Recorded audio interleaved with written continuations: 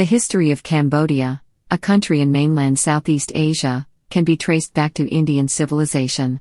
Detailed records of a political structure on the territory of what is now Cambodia first appear in Chinese annals in reference to Funan, a polity that encompassed the southernmost part of the Indochinese peninsula during the 1st to 6th centuries. Centered at the lower Mekong, Funan is noted as the oldest regional Hindu culture, which suggests prolonged socio-economic interaction with maritime trading partners of the Indosphere in the west. By the 6th century, a civilization, called Chenla or Zhenla in Chinese annals, firmly replaced Funan, as it controlled larger, more undulating areas of Indochina and maintained more than a singular center of power. The Khmer Empire was established by the early 9th century. Sources refer here to a mythical initiation and consecration ceremony to claim political legitimacy by founder J of Armand II at Mount Kulen in 802 CE. A succession of powerful sovereigns, continuing the Hindu devaraja cult tradition, reigned over the classical era of Khmer civilization until the 11th century. A new dynasty of provincial origin introduced Buddhism, which according to some scholars resulted in royal religious discontinuities and general decline. The royal chronology ends in the 14th century. Great achievements in administration, agriculture, architecture, hydrology, logistics, urban planning and the arts are testimony to a creative and progressive civilization, in its complexity a cornerstone of Southeast Asian cultural legacy. The decline continued through a transitional period of approximately 100 years followed by the middle period of Cambodian history, also called the Post-Encore Period, beginning in the mid-15th century. Although the Hindu cults had by then been all but replaced, the monument sites at the old capital remained an important spiritual center. Yet since the mid-15th century the core population steadily moved to the east and, with brief exceptions, settled at the confluence of the Mekong and Chenla Sap rivers at Choktamuk, Longdek, and Aodong. Maritime trade was the basis for a very prosperous 16th century. But, as a result foreigners, Muslim Malays and Cham, Christian European adventurers and missionaries, increasingly disturbed and influenced government affairs. Ambiguous fortunes, a robust economy on the one hand and a disturbed culture and compromised royalty on the other were constant features of the Longdek era. By the 15th century, the Khmer's traditional neighbors, the Mon people in the west and the Cham people in the east had gradually been pushed aside or replaced by the resilient Siamese/Thai and Annamese/Vietnamese, respectively. These powers had perceived, understood and increasingly followed the imperative of controlling the lower Mekong basin as the key to control all Indochina. A weak Khmer kingdom only encouraged the strategists in Ayutthaya and in Hue. Attacks on and conquests of Khmer royal residences left sovereigns without a ceremonial and legitimate power base. Interference in succession and marriage policies added to the decay of royal prestige. Aodong was established in 1601 as the last royal residence of the Middle Period.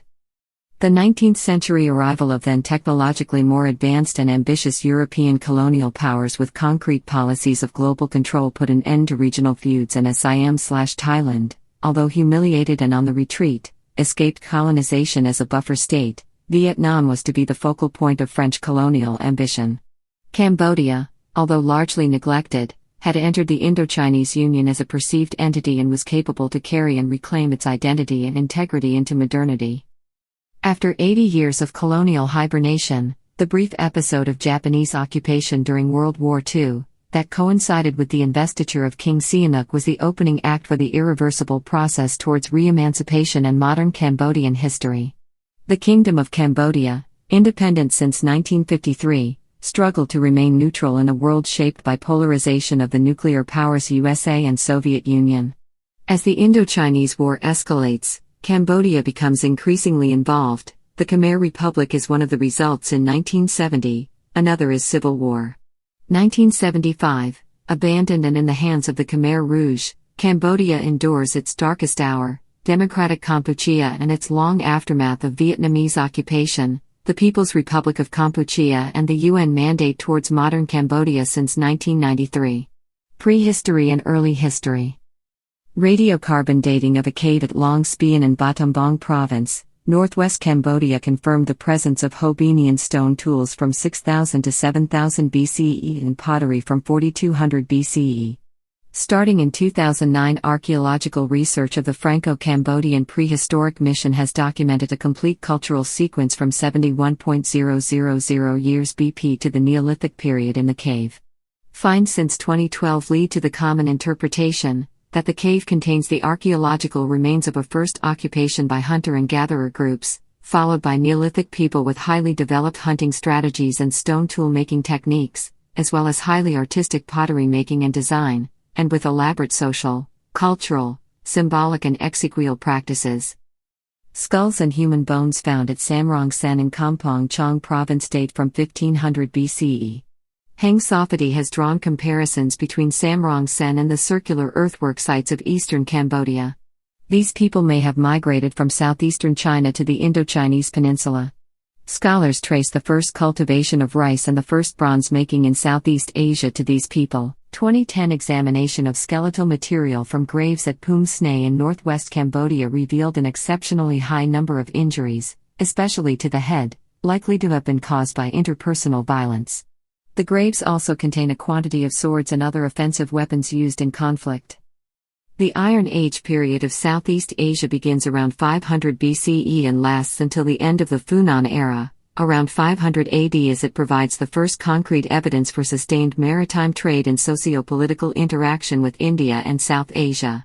By the 1st century, settlers have developed complex, organized societies and a varied religious cosmology that required advanced spoken languages very much related to those of the present day. The most advanced groups lived along the coast and in the lower Mekong River Valley and the delta regions in houses on stilts where they cultivated rice, fished and kept domesticated animals. Funan Kingdom.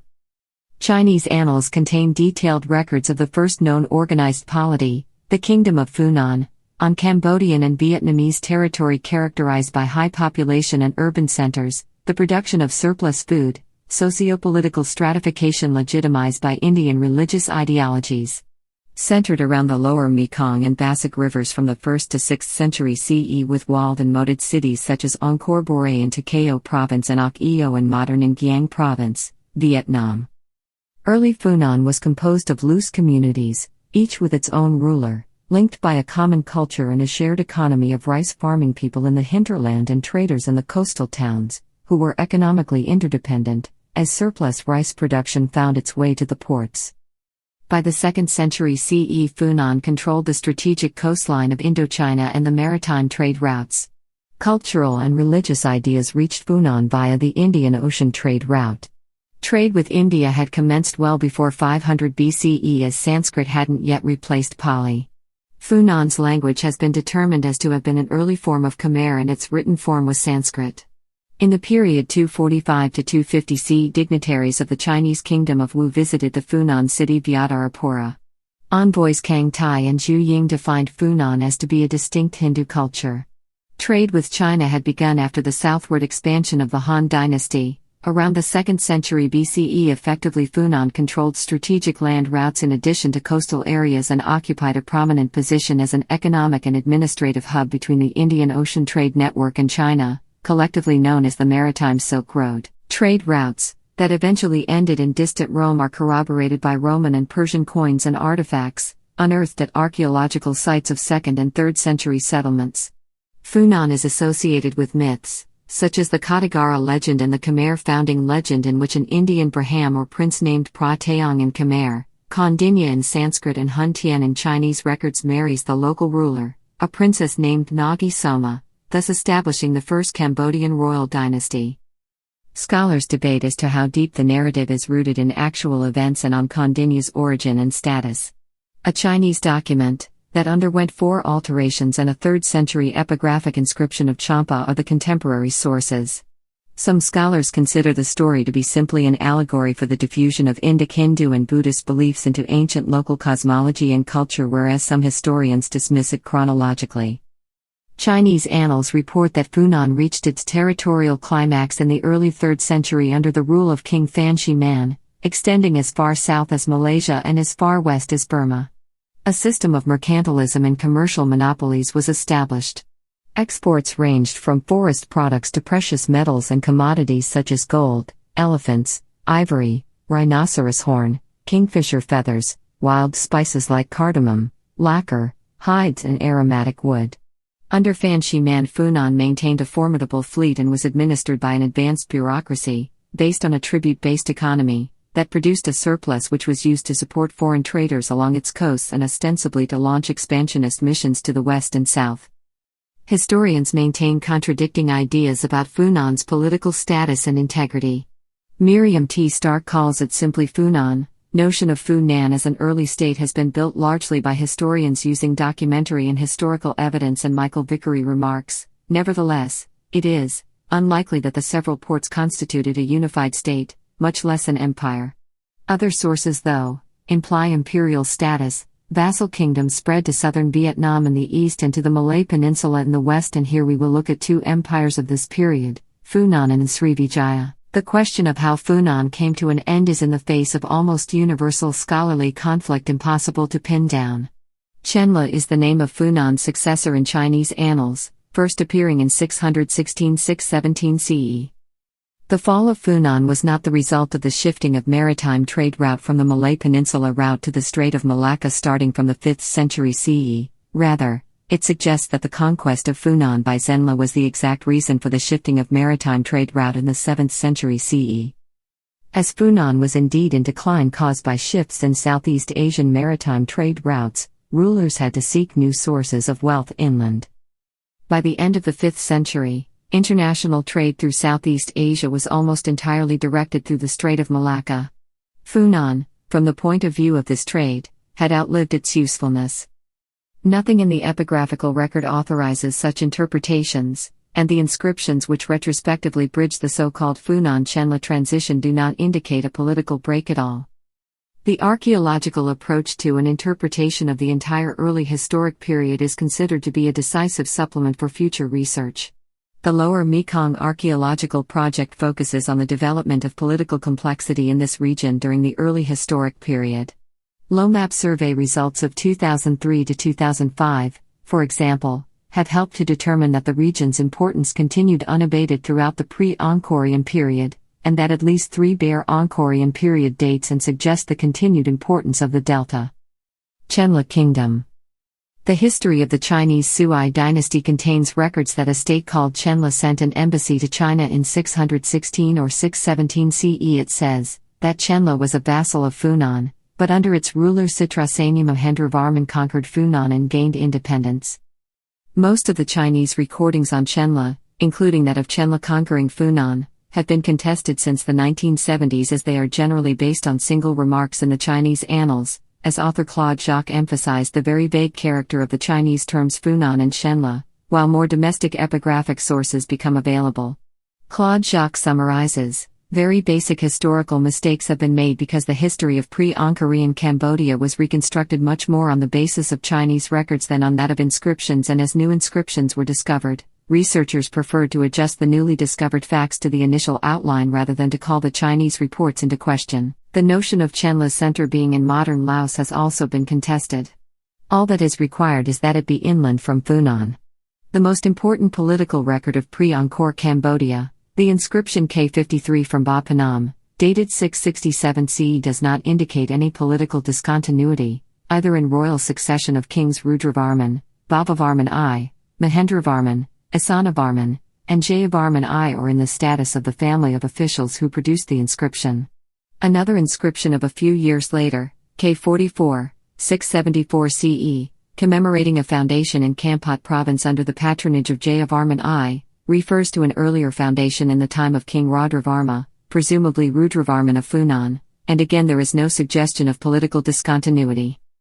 The history of the Tang asserts that shortly after 706 the country was split into land Chenla and water Chenla. The names signify a northern and a southern half, which may conveniently be referred to as Upper and Lower Chenla.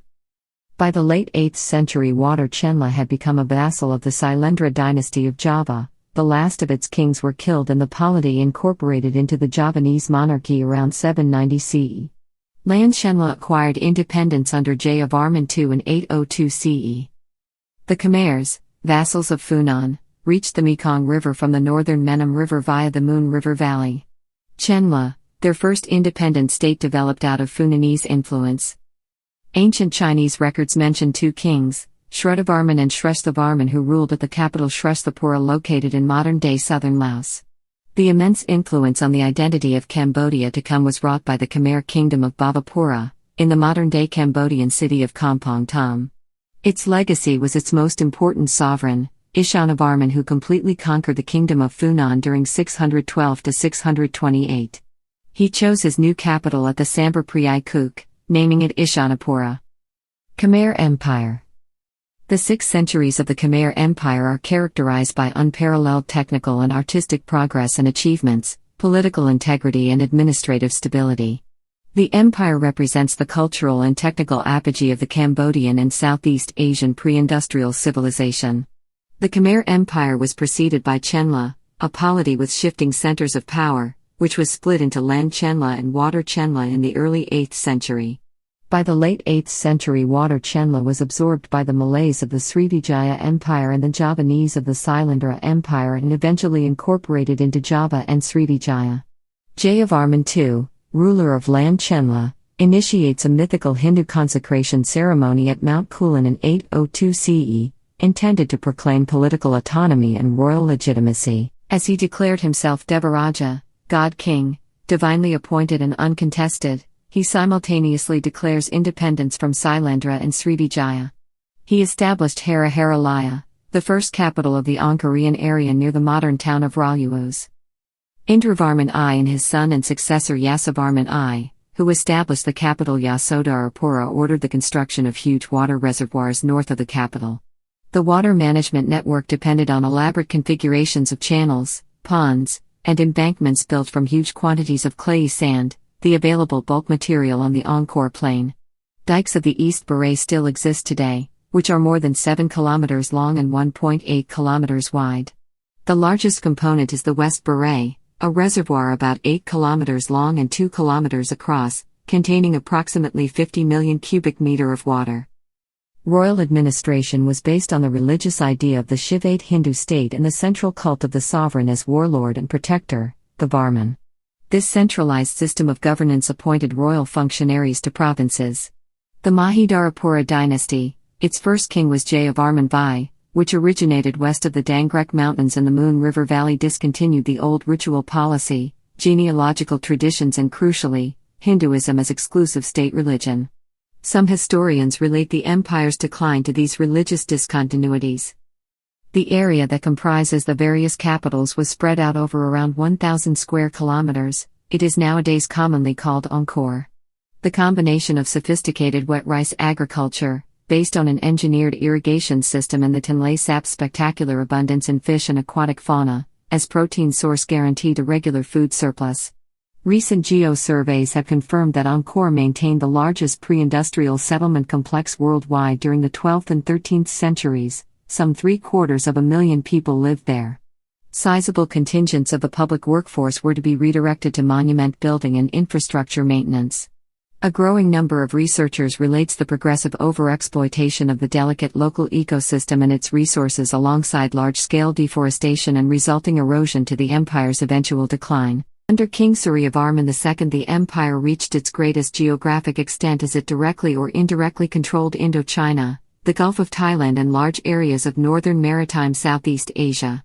Jayavarman II commissioned the Temple of Angkor Wat, built in a period of 37 years. Its 5 towers representing Mount Meru is considered to be the most accomplished expression of classical Khmer architecture. However, territorial expansion ended when Jayavarman II was killed in battle attempting to invade Dai Viet. It was followed by a period of dynastic upheaval and a Cham invasion that culminated in the sack of Angkor in 1177. King Jayavarman VII is generally considered to be Cambodia's greatest king. A Mahayana Buddhist, he initiates his reign by striking back against Champa in a successful campaign. During his nearly 40 years in power, he becomes the most prolific monument builder, who establishes the city of Angkor Thom with its central temple, the Bayon. Further outstanding works are attributed to him: Bante Kadai, Ta Prokum, Neek Pian, and Sra Srong. The construction of an impressive number of utilitarian and secular projects and edifices, such as maintenance of the extensive road network of Jayavarman I, in particular the Royal Road to Vaimai and the many rest houses, bridges and hospitals, make Jayavarman VII unique among all imperial rulers. In August 1296, the Chinese diplomat Zhou Deguan arrived at Angkor and remained at the court of King Srindravarman until July 1297. He wrote a detailed report, The Customs of Cambodia, on life in Angkor. His portrayal is one of the most important sources of understanding historical Angkor, as the text offers valuable information on the everyday life and the habits of the inhabitants of Angkor. The last Sanskrit inscription is dated 1327, and records the succession of Indra Jayavarman by J of Armand II Parameshwara. The empire was an agrarian state that consisted essentially of three social classes: the elite, workers and slaves. The elite included advisors, military leaders, courtiers, priests, religious ascetics and officials. Workers included agricultural laborers and also a variety of craftsmen for construction projects. Slaves were often captives from military campaigns or distant villages. Coinage did not exist and the barter economy was based on agricultural produce, principally rice, with regional trade as an insignificant part of the economy. Post-Encore Period of Cambodia. The term Post-Encore Period of Cambodia, also the Middle Period, refers to the historical era from the early 15th century to 1863, the beginning of the French Protectorate of Cambodia. Reliable sources, particularly for the 15th and 16th century, are very rare. A conclusive explanation that relates to concrete events manifesting the decline of the Khmer Empire has not yet been produced. However, most modern historians consent that several distinct and gradual changes of religious, dynastic, administrative and military nature, environmental problems and ecological imbalance coincided with shifts of power in Indochina and must all be taken into account to make an interpretation. In recent years, focus has notably shifted towards studies on climate changes, human-environment interactions and the ecological consequences. Epigraphy in temples ends in the third decade of the 14th, and does not resume until the mid-16th century. Recording of the royal chronology discontinues with King J of Armand IX Parameshwara. There exists not a single contemporary record of even a king's name for over 200 years. Construction of monumental temple architecture had come to a standstill after J of Armand VII's reign. According to author Michael Vickery, there only exist external sources for Cambodia's 15th century, the Chinese Ming Shilu Annals and the earliest royal chronicle of Ayutthaya. Wang Shijun, a Chinese scholar of the 16th century, remarked, "The official historians are unrestrained and are skillful at concealing the truth, but the memorials and statutes they record and the documents they copy cannot be discarded." The central reference point for the entire 15th century is a Siamese intervention of some undisclosed nature at the capital Yasodarapura around the year 1431. Historians relate the event to the shift of Cambodia's political center southward to the region of Phnom Penh, Long Vec and later Aodong. As Siam became Cambodia's primary nemesis after the demise of Angkor, it put an end to the pattern of ambivalent sovereignty that Cambodia's imperial experiment on its western frontier had so effectively prolonged. Sources for the 16th century are more numerous. The kingdom is centered at the Mekong, prospering as an integral part of the Asian maritime trade network, via which the first contact with European explorers and adventurers does occur. Wars with the Siamese result in loss of territory and eventually the conquest of the capital Long Vec in 1594. The Vietnamese on their southward march reach Prei Nokor/Saigon at the Mekong Delta in the 17th century. This event initiates the slow process of Cambodia losing access to the seas and independent marine trade. Siamese and Vietnamese dominance intensified during the 17th and 18th century, resulting in frequent displacements of the seat of power as the Khmer royal authority decreased to the state of a vassal. In the early 19th century, with dynasties in Vietnam and Siam firmly established, Cambodia was placed under joint suzerainty, having lost its national sovereignty. British agent John Crawford states, "The king of that ancient kingdom is ready to throw himself under the protection of any European nation." To save Cambodia from being incorporated into Vietnam and Siam, King Ang Duong agreed to colonial France's offers of protection, which took effect with King Norodom Prokmubarak signing and officially recognizing the French Protectorate on August 11, 1863. French colonial period. In August 1863, King Norodom signed an agreement with the French placing the kingdom under the protection of France. The original treaty left Cambodian sovereignty intact, but French control gradually increased, with important landmarks in 1877, 1884, and 1897, until by the end of the century the king's authority no longer existed outside the palace. Norodom died in 1904, and his two successors, Sisowath and Manabong, were content to allow the French to control the country, but in 1940 France was defeated in a brief border war with Thailand and forced to surrender the provinces of Battambang and Angkor. King Manabong died in April 1941, and the French placed the obscure Prince Sihanouk on the throne as king, believing that the inexperienced 18-year-old would be more pliable than Manabong's middle-aged son, Prince Monirath. Cambodia's situation at the end of the war was chaotic. The Free French, under General Charles de Gaulle, were determined to recover Indochina, though they offered Cambodia and the other Indochinese protectorates a carefully circumscribed measure of self-government. Convinced that they had a civilizing mission, they envisioned Indochina's participation in a French union of former colonies that shared the common experience of French culture. Administration of Sihanouk. On March 9, 1945, during the Japanese occupation of Cambodia, young King Norodom Sihanouk proclaimed an independent kingdom of Kampuchea, following a formal request by the Japanese. Shortly thereafter, the Japanese government nominally ratified the independence of Cambodia and established a consulate in Phnom Penh. The new government did away with the romanization of the Khmer language that the French colonial administration was beginning to enforce and officially reinstated the Khmer script. This measure taken by the short-lived governmental authority would be popular and long-lasting, for since then no government in Cambodia has tried to romanize the Khmer language again.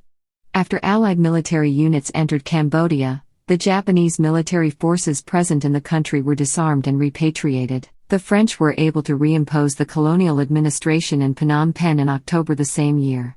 Sihanouk's royal crusade for independence resulted in grudging French acquiescence to his demands for a transfer of sovereignty. A partial agreement was struck in October 1953. Sihanouk then declared that independence had been achieved and returned in triumph to Phnom Penh. As a result of the Geneva Conference on Indochina, Cambodia was able to bring about the withdrawal of the Viet Minh troops from its territory and to withstand any residual impingement upon its sovereignty by external powers. Neutrality was the central element of Cambodian foreign policy during the 1950s and 1960s. By the mid-1960s, parts of Cambodia's eastern provinces were serving as bases for North Vietnamese Army and National Liberation Front forces operating against South Vietnam, and the port of Sihanoukville was being used to supply them. As NVA/VC activity grew, the United States and South Vietnam became concerned, and in 1969, the United States began a 14-month-long series of bombing raids targeted at NVA/VC elements, contributing to destabilization. The bombing campaign took place no further than 10, and later 20 miles inside the Cambodian border, areas where the Cambodian population had been evicted by the NVA. Prince Sihanouk, fearing that the conflict between Communist North Vietnam and South Vietnam might spill over to Cambodia, publicly opposed the idea of a bombing campaign by the United States along the Vietnam-Cambodia border and inside Cambodian territory. However, Peter Rodman claimed, Prince Sihanouk complained bitterly to us about these North Vietnamese bases in his country and invited us to attack them. In December 1967, Washington Post journalist Stanley Carno was told by Sihanouk that if the U.S. wanted to bomb the Vietnamese communist sanctuaries, he would not object, unless Cambodians were killed. The same message was conveyed to U.S. President Johnson's emissary Chester Bowles in January 1968. So the U.S. had no real motivation to overthrow Sihanouk. However, Prince Sihanouk wanted Cambodia to stay out of the North Vietnam-South Vietnam conflict and was very critical of the United States government and its allies. Prince Sihanouk, facing internal struggles of his own, due to the rise of the Khmer Rouge, did not want Cambodia to be involved in the conflict. Sihanouk wanted the United States and its allies to keep the war away from the Cambodian border. Sihanouk did not allow the United States to use Cambodian airspace and airports for military purposes. This upset the United States greatly and contributed to their view that of Prince Sihanouk as a North Vietnamese sympathizer and a thorn on the United States. However, declassified documents indicate that, as late as March 1970, the Nixon administration was hoping to garner friendly relations with Sihanouk. Throughout the 1960s, domestic Cambodian politics became polarized. Opposition to the government grew within the middle class and leftists, including Paris-educated leaders like Sun Sen, Ieng Sary, and Saloth Sar, who led an insurgency under the clandestine Communist Party of Kampuchea. Sihanouk called these insurgents the Khmer Rouge, literally the Red Khmer. But the 1966 National Assembly elections showed a significant swing to the right, and General Lon Nol formed a new government, which lasted until 1967. During 1968 and 1969, the insurgency worsened.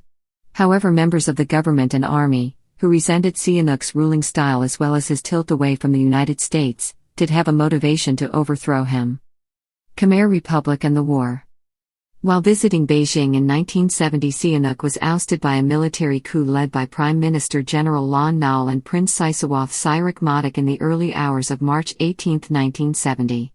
However, as early as March 12, 1970, the CIA station chief told Washington that based on communications from Sirikmatic, Lon Nol's cousin, that the army was ready for a coup. Lon Nol assumed power after the military coup and immediately allied Cambodia with the United States. Sun Ngoc Ton, an opponent of Pol Pot, announced his support for the new government. On 9 October, the Cambodian monarchy was abolished, and the country was renamed the Khmer Republic. The new regime immediately demanded that the Vietnamese communists leave Cambodia. Hanoi rejected the new republic's request for the withdrawal of NVA troops. In response, the United States moved to provide material assistance to the new government's armed forces, which were engaged against both CPK insurgents and NVA forces. The North Vietnamese and Viet Cong forces, desperate to retain their sanctuaries and supply lines from North Vietnam, immediately launched armed attacks on the new government. The North Vietnamese quickly overran large parts of eastern Cambodia, reaching to within 15 miles of Phnom Penh. The North Vietnamese turned the newly won territories over to the Khmer Rouge. The king urged his followers to help in overthrowing this government, hastening the onset of civil war. In April 1970, U.S. President Richard Nixon announced to the American public that U.S. and South Vietnamese ground forces had entered Cambodia in a campaign aimed at destroying NVA base areas in Cambodia. The U.S. had already been bombing Vietnamese positions in Cambodia for well over a year by that point. Although a considerable quantity of equipment was seized or destroyed by U.S. and South Vietnamese forces, containment of North Vietnamese forces proved elusive. The Khmer Republic's leadership was plagued by disunity among its three principal figures, Lon Nol, Sihanouk's cousin Sirikmatic, and National Assembly leader Tam. Lon Nol remained in power in part because none of the others were prepared to take his place. In 1972, a constitution was adopted, a parliament elected, and Lon Nol became president. But disunity, the problems of transforming a 30,000-man army into a national combat force of more than 200,000 men, and spreading corruption weakened the civilian administration and army. The Khmer Rouge insurgency inside Cambodia continued to grow, aided by supplies and military support from North Vietnam. Pol Pot and Ieng Sary asserted their dominance over the Vietnamese-trained communists, many of whom were purged. At the same time, the Khmer Rouge forces became stronger and more independent of their Vietnamese patrons. By 1973, the CPK were fighting battles against government forces with little or no North Vietnamese troop support, and they controlled nearly 60% of Cambodia's territory and 25% of its population. The government made 3 unsuccessful attempts to enter into negotiations with the insurgents, but by 1974, the CPK was operating openly as divisions, and some of the NVA combat forces had moved into South Vietnam. Lon Nol's control was reduced to small enclaves around the cities and main transportation routes. More than 2 million refugees from the war lived in Phnom Penh and other cities. On New Year's Day 1975, Communist troops launched an offensive which, in 117 days of the hardest fighting of the war, caused the collapse of the Khmer Republic. Simultaneous attacks around the perimeter of Phnom Penh pinned down Republican forces, while other CPK units overran fire bases controlling the vital lower Mekong resupply route. A U.S.-funded airlift of ammunition and rice ended when Congress refused additional aid for Cambodia. The Lon Nol government in Phnom Penh surrendered on April 17, 1975, just 5 days after the U.S. mission evacuated Cambodia. Foreign involvement in the rise of the Khmer Rouge. The relationship between the massive carpet bombing of Cambodia by the United States and the growth of the Khmer Rouge, in terms of recruitment and popular support, has been a matter of interest to historians.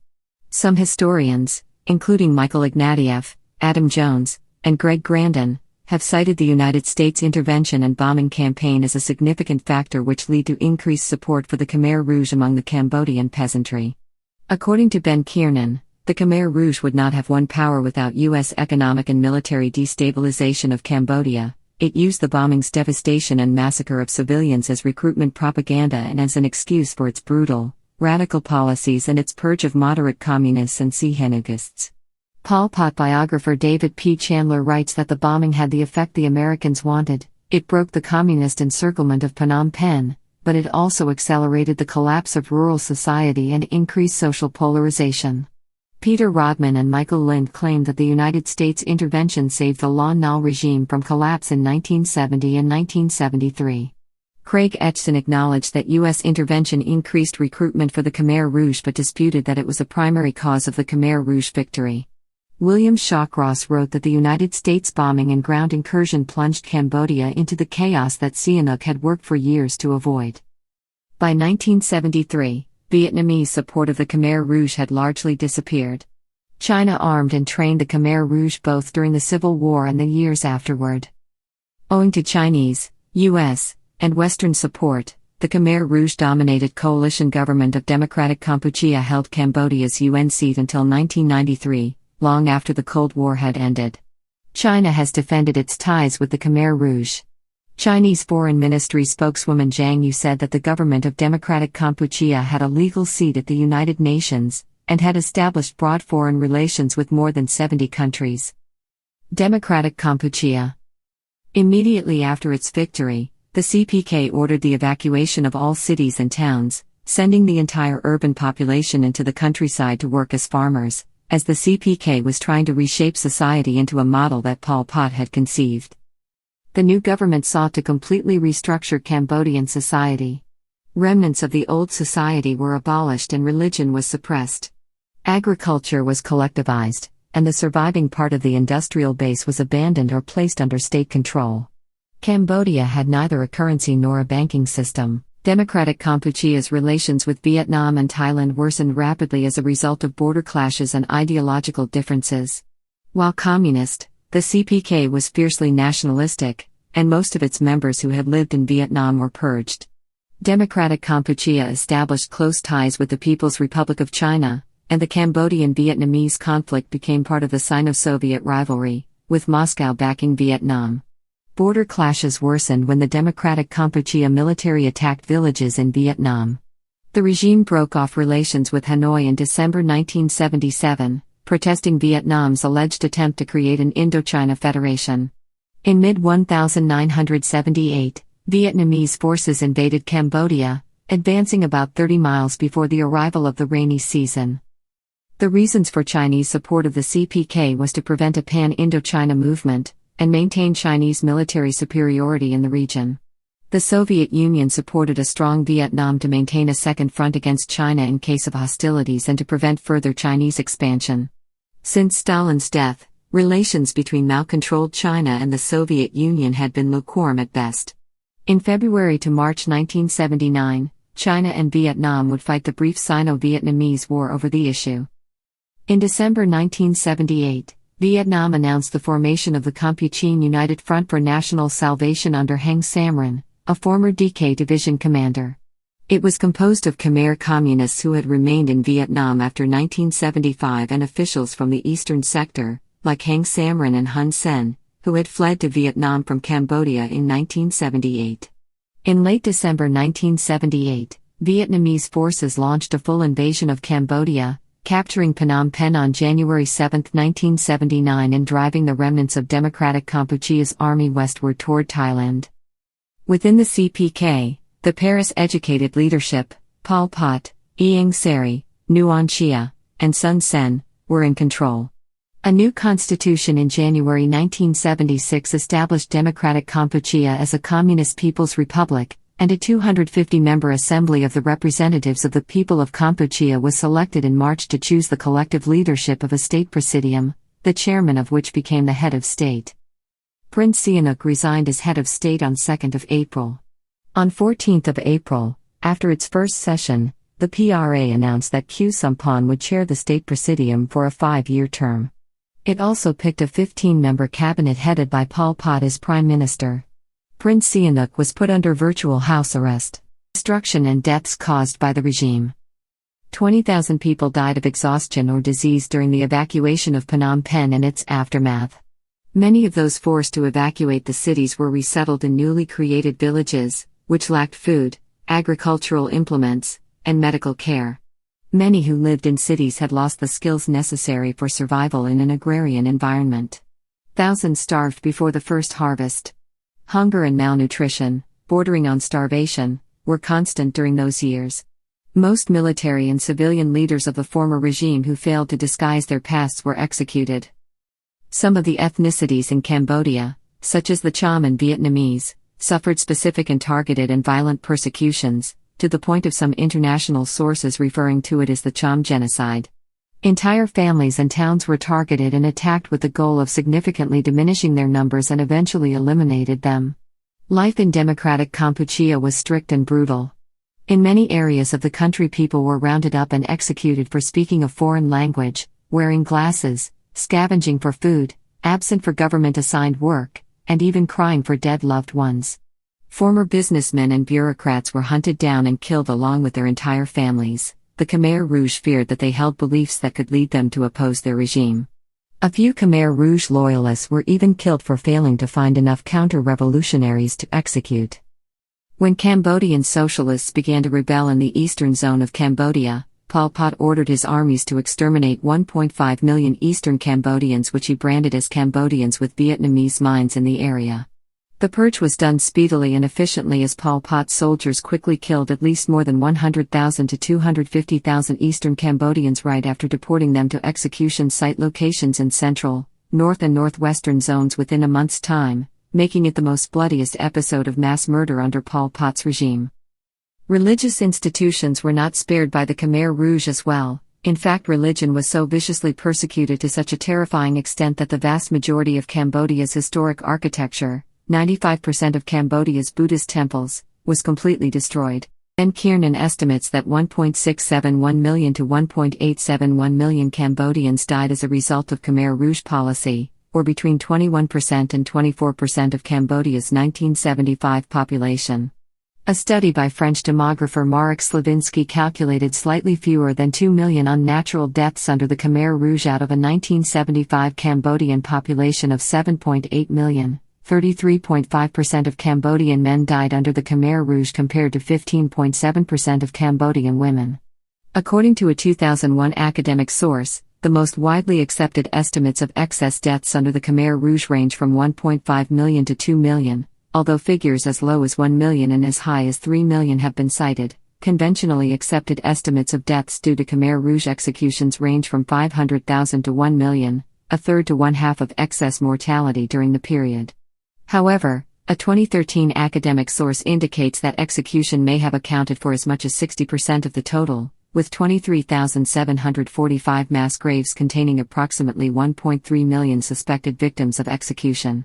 While considerably higher than earlier and more widely accepted estimates of Khmer Rouge executions, the Documentation Center of Cambodia's Craig Etzen defended such estimates of over 1 million executions as plausible, given the nature of the mass grave and DC CAM's methods, which are more likely to produce an undercount of bodies rather than an overestimate.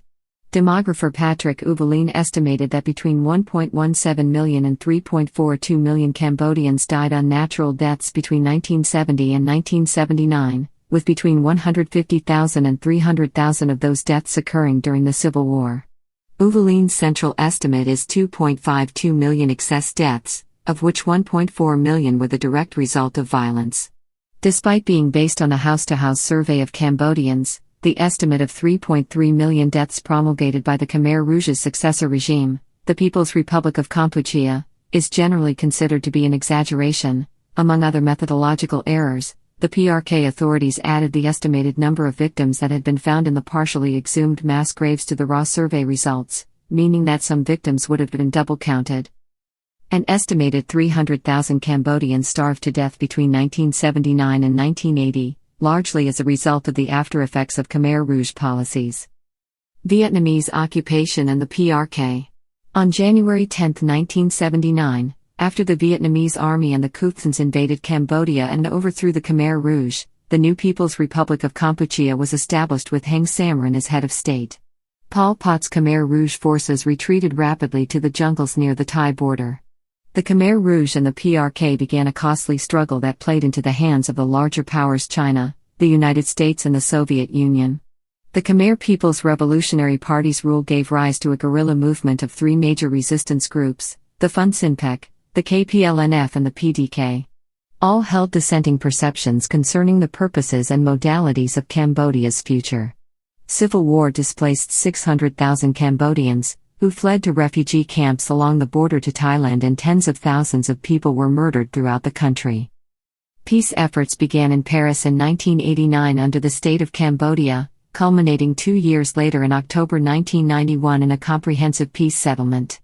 The United Nations was given a mandate to enforce a ceasefire and deal with refugees and disarmament, known as the United Nations Transitional Authority in Cambodia. Modern Cambodia. On October 23, 1991, the Paris Conference reconvened to sign a comprehensive settlement giving the UN full authority to supervise a ceasefire, repatriate the displaced Khmer along the border with Thailand, disarm and demobilize the factional armies, and prepare the country for free and fair elections. Prince Sihanouk, president of the Supreme National Council of Cambodia, and other members of the SNC returned to Phnom Penh in November 1991 to begin the resettlement process in Cambodia. The UN Advance Mission for Cambodia was deployed at the same time to maintain liaison among the factions and begin demining operations to expedite the repatriation of approximately 370,000 Cambodians from Thailand. On March 16, 1992, the UN Transitional Authority in Cambodia arrived in Cambodia to begin implementation of the UN settlement plan and to become operational on March 15, 1992 under Yasushi Akashi, the special representative of the UN Secretary-General. UNTAC grew into a 22,000-strong civilian and military peacekeeping force tasked to ensure the conduct of free and fair elections for a constituent assembly. Over 4 million Cambodians participated in the May 1993 elections. Pre-election violence and intimidation was widespread, caused by SOC security forces, mostly against the Fun Sinpec and BLDP parties according to UNTAC. The Khmer Rouge, or Party of Democratic Kampuchea, whose forces were never actually disarmed or demobilized, blocked local access to polling places. Prince Ranarid's Royalist Fun Sinpec party was the top vote recipient with 45.5% of the vote, followed by Hun Sen's Cambodian People's Party and the Buddhist Liberal Democratic Party, respectively. Fun Sinpec then entered into a coalition with the other parties that had participated in the election. A coalition government resulted between the Cambodian People's Party and Fun Sinpec, with two co-prime ministers, Hun Sen, since 1985 the prime minister in the communist government, and Norodom Ranarid. The parties represented in the 120-member assembly proceeded to draft and approve a new constitution, which was promulgated September 24, 1993. It established a multi-party liberal democracy in the framework of a constitutional monarchy, with the former Prince Sihanouk elevated to king. Prince Ranarid and Hun Sen became first and second prime ministers, respectively, in the Royal Cambodian government. The constitution provides for a wide range of internationally recognized human rights. Hun Sen and his government have seen much controversy. Hun Sen was a former Khmer Rouge commander who was originally installed by the Vietnamese and, after the Vietnamese left the country, maintains his strongman position by violence and oppression when deemed necessary. In 1997, fearing the growing power of his co-prime minister, Prince Norodom Ranarid, Hun launched a coup, using the army to purge Ranarid and his supporters.